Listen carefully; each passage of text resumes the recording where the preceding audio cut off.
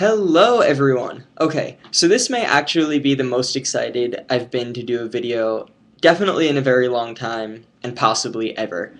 I've mentioned in some of my earlier videos that I'm a journalism student here at Northwestern University, and in school we talk a lot about how the future of journalism is changing, and how journalism might be dying, and how there's a lot of uncertainty in the media about what exactly the future of journalism is and what we as journalists can do to keep up with that future. And I'm here, I think, to say that it's kind of bullshit to say that journalism is dying, because I don't think journalism is ever going to die. People are always going to want information.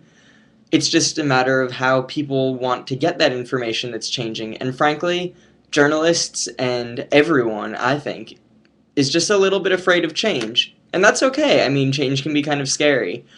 But I'm here today, and the reason that I'm so excited is because I am going to take all of you on a journey with me.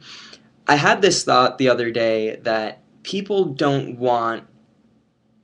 It's not that people don't want traditional journalism, but people want journalism to change the same way and the same rate that they're changing at.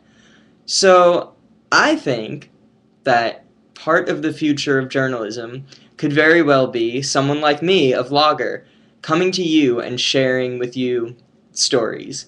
And I don't mean necessarily in the way that traditional journalists tell their stories. I mean sharing the stories that you want to hear about. I think that the future of journalism is going to be really interactive, where you're telling journalists exactly what it is that you want to see, and we are coming back and producing the content that you tell us you want to see. And so I am here right now with this video to announce that that's sort of what I want to do. I think that journalism is changing, and I really want to be part of that change.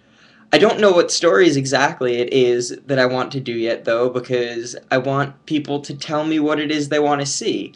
As a journalist, if I want to stay competitive and marketable and good at my job or my future job, I'm going to need to find a good way to connect with my audience and see exactly what it is people want to know and when they want to know it and how they want to know it.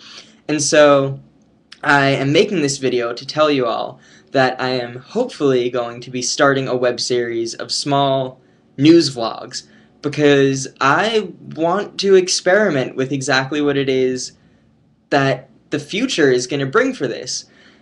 And I don't think that it's going to be exactly the same as traditional journalism has been. And what I mean by that is, traditionally, journalists like to tell everyone that they are completely unbiased and just the facts, and that I really think is bullshit, because I'm a person, and I'm sorry if you want me to tell you just the facts and not have opinions about things, but I have opinions. I have a lot of opinions about a lot of different things, and I think that it's a way safer avenue for journalism to pursue, for me to be open about my biases and tell you what they are, but still air the other side of the story. Because this way, you will know the filter through which I am presenting you information, but you will also get to hear as many possible different views on different issues that you can, and be able to better and more accurately form your own opinion on exactly what's going on in the world. And I think that that's another great thing about using YouTube as a platform for disseminating the news, is I will be able to share with you both the facts of a story that are going on, and my opinion, and in the comments, and messages, and descriptions, and feedback, and video responses, and updates with videos that I make in the future, we'll be able to really have a personalized and sort of shared experience of what the news is, what you want to hear, what stories you want to hear, and it'll also be a way for you to make sure that I and other journalists are on target. Because if we're getting feedback from you, the audience, about what it is we're doing in real time, and we're held accountable by you, that's both going to make our stories way more accurate and way more personal for you, and you'll be able to have a better connection, which will make us happy because then you'll be watching us. Anyway, I would love it if you all could give me some suggestions of some news stories that you want me to talk about in one of my next videos. So in the comments below, write about something, whether it's being covered now by the news or whether it's something that you think not enough people know about and more people should know about. Because though I want to do all sorts of different stories and they can really take any form. Now, one other thing that I'm hoping to introduce in my videos in the future, I'm a huge fan of graphics in video news. I think that they're a really great way of portraying sort of boring or non-visual information in a pretty interesting way. However, I don't have artistic ability and I don't have expensive computer programs or the knowledge of how to use expensive computer programs that would help me make good graphics. So I would like, right now, with the start of this new project, to introduce a segment that I'm going to hopefully continue that I call crudely drawn graphics. Yay! The yay is part of the title. So, yay, crudely drawn graphics. This is a timeline that I have drawn of the history of journalism. See, journalism, a crudely drawn history. And so here, journalism started off with cave drawings, and then moved to pamphlets, and then newspapers,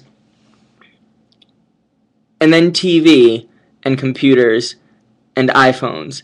And you can see while all that was going on, we also were making up better TVs, iPads, and better computers, because all of that stuff, as the technology age expanded, people like to develop their new technologies. We're not just going to settle for one thing. So this is all of the different platforms that we've had in the past that traditional journalism has sort of adopted and used throughout the ages, blah, blah, blah. You all know that because you live in the modern age, so you know what media outlets are available to you. And then at the very end of the timeline, we have the fucking future. And see, so that's a unicorn because there will obviously be unicorns in the future. And that's a really poorly drawn representation of me embracing the future, and that's a hovercraft because we'll have those too. And so, this video represents that poorly drawn graphic of what's going to happen, because this video, I think, is part of the future of journalism. And so, I'm not really sure how to end this, which is a problem, but I guess in closing, what I want to say is I'm really excited about the possibility that doing this brings. I think that as a young person who I guess you could consider on the cutting edge of what's going on in the media, I'm someone who takes a vested interest in where the field of journalism is going. And so I'm excited about the possibilities and about being part of what I see as the potential for a whole new area of journalism. This video's already gone on for probably longer than it should. So really, just please give me some ideas for stories. Tell me what you think. Tell me what you think is going to happen to journalism, and tell me what sort of stuff you want to hear about in the future. And hopefully, I don't know what's going to happen, but hopefully we can all share it together and that we're all along for the journey. So thank you, and I am very excited to be continuing this in the future. The fucking future! Yay! Crudely drawn graphics. Okay, bye everyone!